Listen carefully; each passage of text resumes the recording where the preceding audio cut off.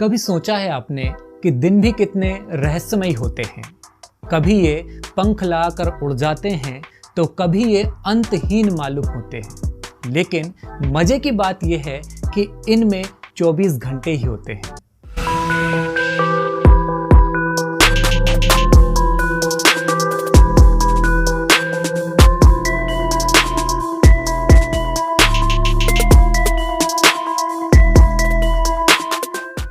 नमस्कार, मैं हूं देवेंद्र। स्वागत है आपका द महात्मा जी मोटिवेशन में। पिछली वीडियो हमने बात की थी कि टाइम मैनेजमेंट क्या होता है और कैसे इसको अचीव किया जा सकता है, और टाइम मैनेजमेंट के फ़ायदे क्या होते हैं और टाइम मैनेजमेंट के ना कर पाने के नुकसान क्या होते हैं। तो आज के वीडियो में पहला सिद्धांत लेकर के हाजिर हैं कि आखिरकार टाइम को मैनेज कैसे किया जाए, कैसे हो समय प्रबंधन और कैसे आपका जीवन सफलता को प्राप्त कर सके। दोस्तों, सबसे पहली बात है, यदि अगर आप समय प्रबंधन करना चाहते हैं, टाइम मैनेजमेंट करना चाहते हैं, तो अभी इसी वक्त जो आप कर रहे हैं उसे बंद कर दीजिए। जी हाँ, सही सुना आपने कि जो भी आप कर रहे हैं उसे करना बंद कर दीजिए और सुव्यवस्थित होकर के शांति से एक जगह बैठ जाइए। यानी कि समय प्रबंधन का पहला रूल है, पहला थ्योरी, पहला सिद्धांत ये कहता है कि सबसे पहले जो भी कर रहे हैं उन्हें करना बंद करके सबसे पहले हमें क्या करना है, अपने आप को सुव्यवस्थित करना है और वेल ऑर्गेनाइज्ड करना है, सुव्यवस्थित करना है। देखिए, जब कभी भी अव्यवस्थाएं आती हैं जिंदगी में, जब कभी भी अव्यवस्थाएं आती हैं तो बहुत सारी समस्याएं लेकर के आती हैं। उन समस्याओं में से एक समस्या है समय की बर्बादी, जिसे हम चाह कर भी बंद नहीं कर सकते, जिसके जिम्मेदार हम स्वयं ही होते हैं।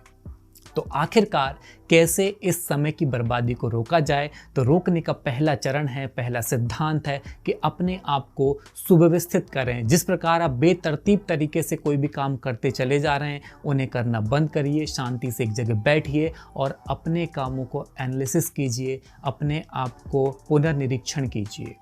ठीक है, जैसे होता यह है, जब आप अव्यवस्थित तरीके से कोई काम करते हैं, एक थ्योरी ये कहती है कि कर्मचारी दिन के 45 मिनट किसी फाइल या फिर ज़रूरी कागज़ को ढूंढने में लगा देते हैं, है ना।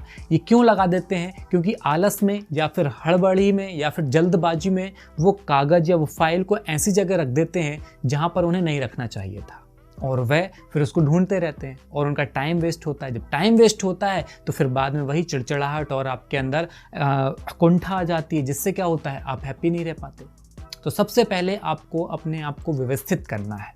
देखिए, ये उसी प्रकार से है जिस प्रकार की, यदि अगर आपके पास एक बुक सेल्फ है, एक बुक की अलमारी है जिसमें आपने बहुत सारी बुकें रखी हुई हैं। यदि अगर वो समय और बचाने के लिए उनको हमने अलमारी में रखा हुआ है, लेकिन यदि अगर हमने उन्हें बेहतरीन तरीके से जमा कर नहीं रखा, सब्जेक्ट के अकॉर्डिंग नहीं रखा, तो जब भी हमें पर्टिकुलर किसी बुक की ज़रूरत पड़ेगी तो होता ये है कि हम बुक को ढूंढने में समय लगा देते हैं, है ना।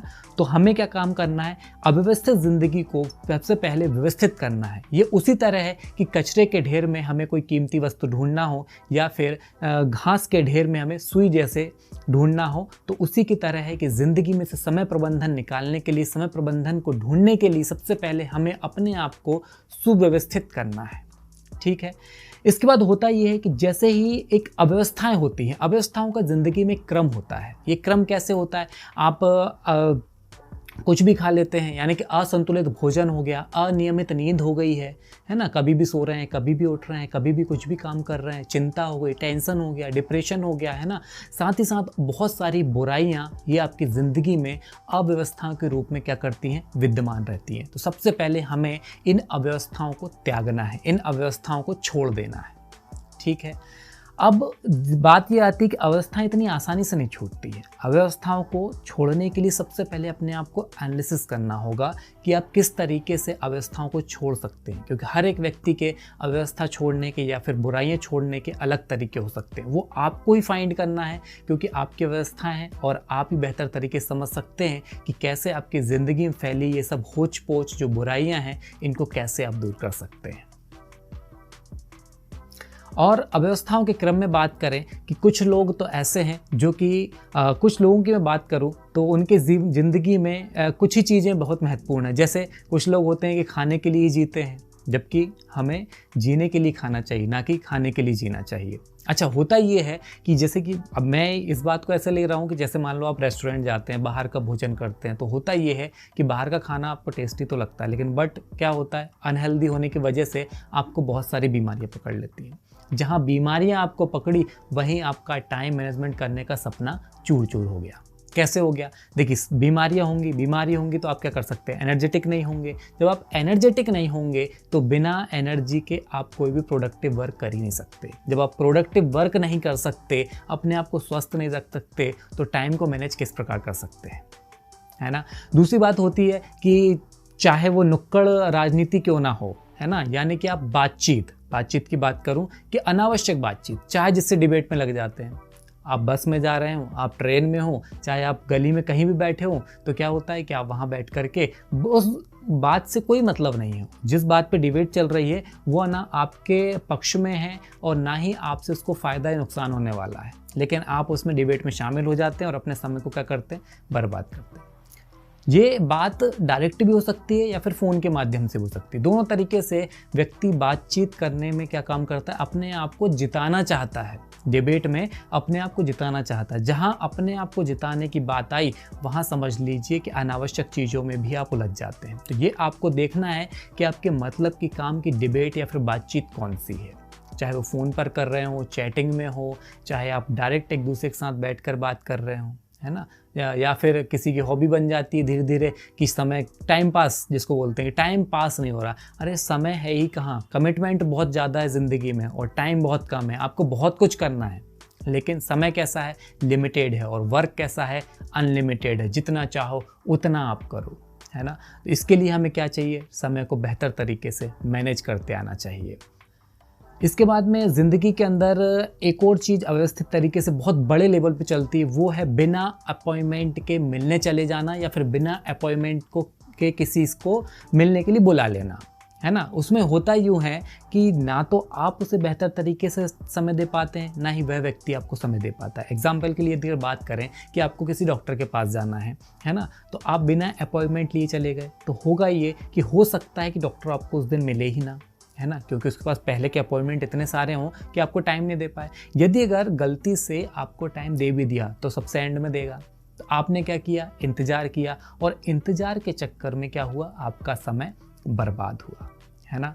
तो आप अपने समय को इस प्रकार से बर्बाद नहीं करें। सबसे पहले आप रिलैक्स होकर के बैठिए, एक जगह एकांत में आप बैठिए, और एकांत में बैठकर आप जो भी काम करते हैं, यानी कि आपके जो भी वर्क्स होते हैं, आप यदि ऑफिस जाते हैं, पढ़ते हैं, लिखते हैं, आप एक स्टूडेंट हैं, आप हाउसवाइफ हैं, या फिर आप बिजनेसमैन हैं, तो सबसे पहले आप यदि अगर चीज़ें आपके हिसाब से नहीं हो रही, समय आपके हिसाब से नहीं चल रहा है, तो आप सबसे पहले एक जगह व्यवस्थित हो जाइए। अपनी जो समस्याएं हैं उन समस्याओं को एक पेज पर लिख लीजिए, और आप उन समस्याओं को हल करने के लिए कौन सा काम कर रहे हैं, है ना। तो उन समस्याओं को हल करने के लिए आप जो काम कर रहे हैं वो एक पेज पे लिखिए, और अब आप एनालिसिस कीजिए कि किस प्रकार से अपने आप को व्यवस्थित किया जा सकता है। क्योंकि जब तक आप व्यवस्थित नहीं होंगे, समय का प्रबंधन नहीं कर पाएंगे, क्योंकि यह वक्त भी पुराने वक्त की तरह ही अच्छा है। बस हमें ये पता होना चाहिए कि इस वक्त का हमें करना क्या है ना। अधिकांश लोग बोलते हैं यार मेरा तो समय ख़राब चल रहा है। नहीं जी, समय तो अच्छा ही है, बस हमें ये चाहिए कि समय को हम कहाँ लगा सकते हैं, कौन सा हम प्रोडक्टिव ऐसा वर्क कर सकते हैं जिससे क्या हो कि हम वो समय का बेहतर तरीके से इस्तेमाल कर सकें। आई होप कि आपको बहुत अच्छे समझ में आ रहा होगा कि मैं कहना क्या चाह रहा हूँ। मैं कहना चाह रहा हूँ कि छोटे छोटे जो अनप्रोडक्टिव वर्क्स हैं, जिनकी वजह से आपका समय बर्बाद होता है, उन समय को करना बंद कर दीजिए। और समय प्रबंधन में पहली स्टेप तो यही होती है कि आपको जो ज़रूरी काम है सबसे पहले वो काम करना है ना। जो ज़रूरी काम नहीं है उनको करना बंद कर दीजिए। अच्छा खाना शुरू करिए, हेल्दी खाना शुरू कीजिए, उससे आपकी हेल्दी बॉडी रहेगी। हेल्दी बॉडी रहेगी तो आपके अंदर एनर्जी रहेगी, और एनर्जी रहेगी तो आप अधिक काम कम समय में कर पाएंगे।